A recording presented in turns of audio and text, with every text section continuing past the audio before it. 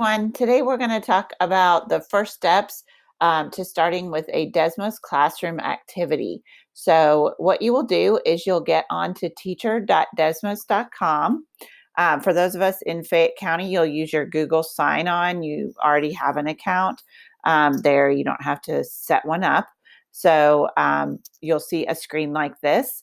You'll see featured collections, which are kind of bundles of activities based on a topic. Desmos adds to these all the time.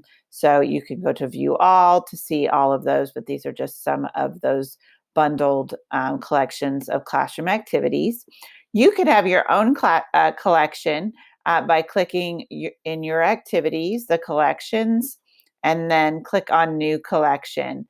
I've got some here by subject and topics in our Pearson Envision AGA book. So this way you can share out your whole collection just by clicking on the snowman here on the right.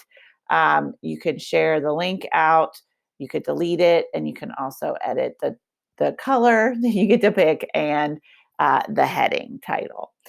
So let's say I'm just getting started and I'm here on the home page and I want to search for an activity. So if you don't see something in one of the featured collections here, and you just want to search for, you can search by an activity by the type, also by the topic, but let's say I want to look at rational functions.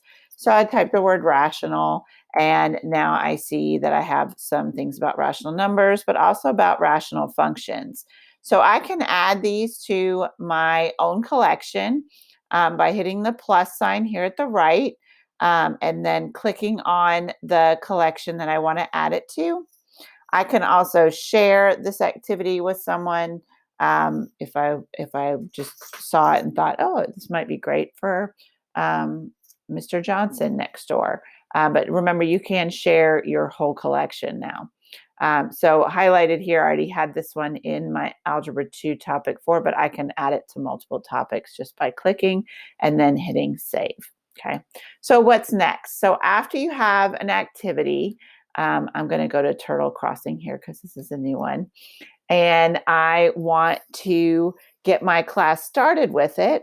All I have to do is create a class code and I'm all set. But I always do want to look at the activity before I start. So this one has some accessibility notes at the bottom. It also has a student preview, so I can go through and look at it. And what's great about this is Desmos has teacher moves down here and sample responses. So this is what you should be doing as you're going through the slides, and then the sample responses are what the students might be providing for you. And so you can just go through each of the slides. It'll tell you the teacher moves and questions to consider, which is great for promoting classroom discussion and vocabulary. And I'm just going to keep clicking through. Some don't have the teacher moves or sample responses. And you could even, if you wanted to, have, assign this for yourself and a friend or a PLC or a team to go through and just go through it like a student would if you wanted to. There's no reason not to. So there's my screen previews. And so now I like this one. So I am going to maybe look at the teacher guide, which is up here. Just so I have a great view of, sorry, that teacher guide isn't coming up on my screen, a great view of what's going on in terms of steps and basically those moves, but it also has checklists, learning targets. It has a whole slide show with the teacher moves, and you can take notes as well. It's a great thing to have, especially if you want to do some reflection later. Then create a class code. So I'm ready to go. So this right here now has created a code for my students to enter. I can delete this if I want, and I can also get a student link. The students will go to student.desmos.com and they'll type in It doesn't even need a space, just type in this code.